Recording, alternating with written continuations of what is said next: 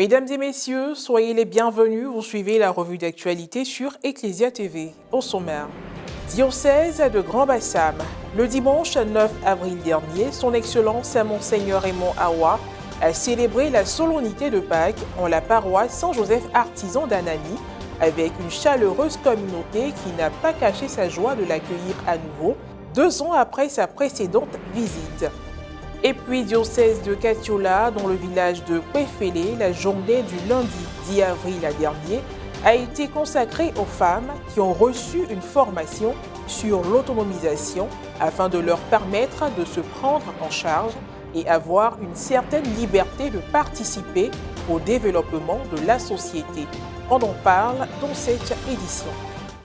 2 ans après une visite à la paroisse Saint-Joseph Artisan d'Anani, dans le diocèse de Grand-Bassam, son Excellence Monseigneur Raymond Awa, évêque du dit diocèse, a bien voulu y retourner le dimanche 9 avril dernier pour communier avec les fidèles en la solennité de Pâques, marquée par la résurrection de notre Seigneur Jésus-Christ.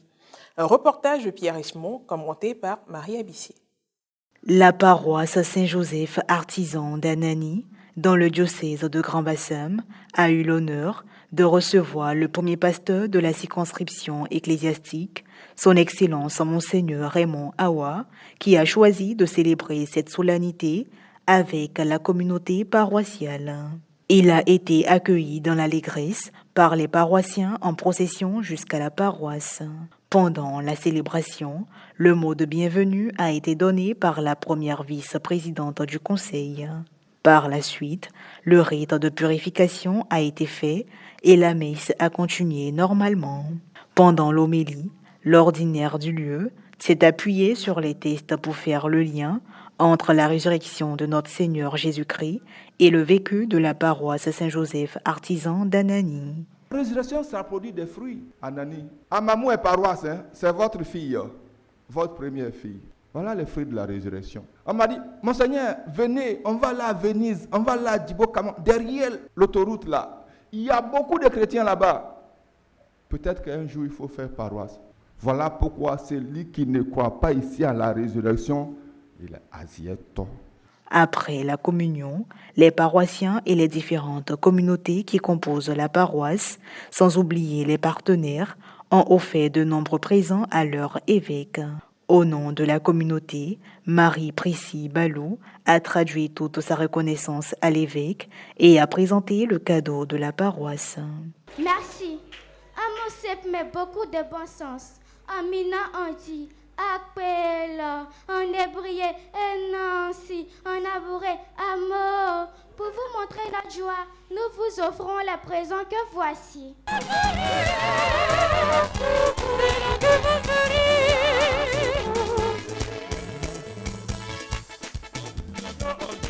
Alléluia, alléluia, C'est une très belle fête, une très belle cérémonie aujourd'hui. On est heureux de vivre cette résurrection sur cette paroisse, vraiment. Saint-Joseph Artisan d'Anani revient de loin. L'évêque nous a fait la grâce de venir présider cette célébration pascale. C'est une bonne nouvelle pour nous parce que la dernière fois que l'évêque était ici, il y a 2 ans, alors aujourd'hui, il revient ici pour célébrer la solennité pascale avec nous. Nous rendons grâce à Dieu. Le message est très simple, c'est que Dieu est présent au cours de l'histoire et il est présent d'une façon agissante. Et les signes sont parfois discrets, parfois les signes sont très frappants. Ça a été le cas de la paroisse Saint-Joseph d'Anani. Toujours dans le diocèse de Grand-Bassam, chaque lundi de Pâques est une occasion pour la communauté paroissiale de Sainte-Anne de Port-Bouët et même pour des habitants de la commune de découvrir ou redécouvrir des cultures, ce depuis 2012. Le lundi 10 avril dernier, la 11e édition de Paquinou a été consacrée à la communauté Togo-Bénin. Hommes et femmes en uniforme pagne, tous bien mis, cadres avec apparat festif. Les membres de la communauté à l'honneur ont su créer un oasis convivial pour faire connaître leur culture aux uns et aux autres. Messe, présentation de mets, déjeuner et activités culturelles, tout a été prévu. Mais comment se fait le choix des communautés chaque année? et quelles sont les difficultés récurrentes? Les réponses du premier vice-président du conseil pastoral paroissial. Nous décidons en réunion du conseil paroissial, à quelle communauté nous voulons confier l'organisation. On revisite un peu les éditions passées pour voir quel groupe ethnique n'est pas encore passé. Et puis on choisit parmi ces groupes ethniques-là. Toute la communauté connaissent les mêmes difficultés. Moi, je suis de la communauté Agni, nous avons organisé à 3 ans. C'était le même constat, c'est nos parents, les âgés, qui participent aux réunions et tout ça. Mais c'est dommage. Mais petit à petit, les jeunes comprendront. Les impressions d'une paroissienne qui a assisté à toutes les éditions. Ce que je constate, c'est que les éditions à l'an, pas qui nous se bonifient, franchement. Il faut reconnaître que ça se bonifie. Et maintenant, on va hors de la Côte d'Ivoire, aller toucher nos frères des autres communautés. Et c'est un plaisir pour nous. L'ordinaire du lieu, présent à cet événement du début à la fin, relève l'une des particularités de cette édition et annonce sa disponibilité pour l'organisation de la prochaine édition avec la communauté abourée.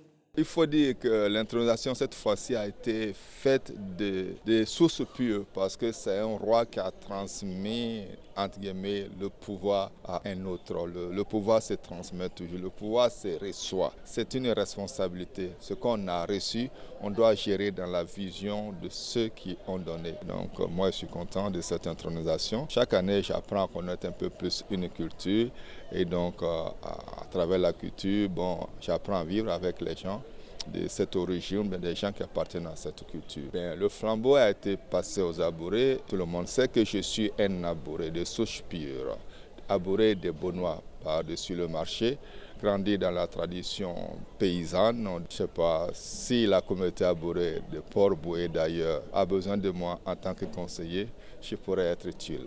Tout autre sujet à présent, instruire les femmes pour un développement plus rapide de leur communauté ainsi que de la société, telle est la vision de M. Alex Franck Oro, un fils et cadre du village de Péfélé dans le diocèse de Katiola.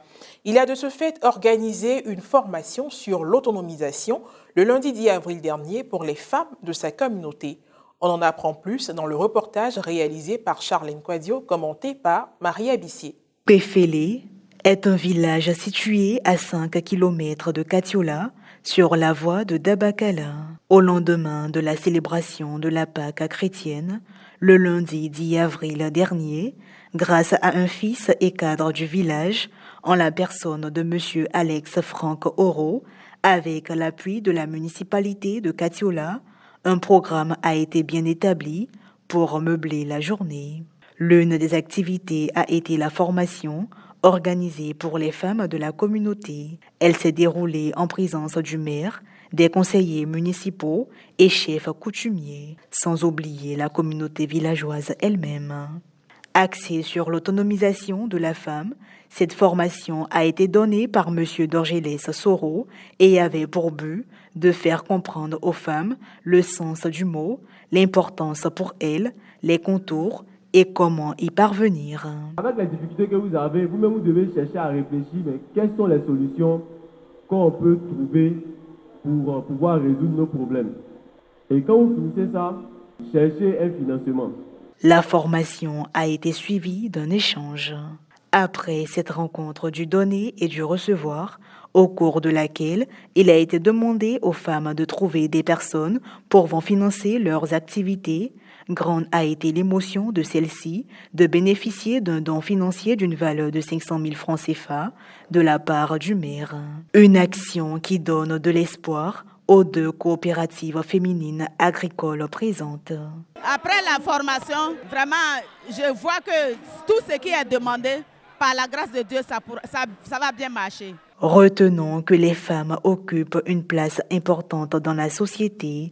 À cet effet, des informations sur des activités génératrices de revenus leur ont été données pour acquérir et mieux gérer leurs finances afin de réduire la pauvreté. Nous sommes venus aujourd'hui pour pouvoir nous entretenir avec les femmes de Péfélé, voir comment est-ce qu'elles gèrent leurs finances et leur apporter les rudiments nécessaires pour qu'elles puissent mieux gérer leurs finances et acquérir de nouveaux marchés pour leurs différentes activités commerciales qu'elles font.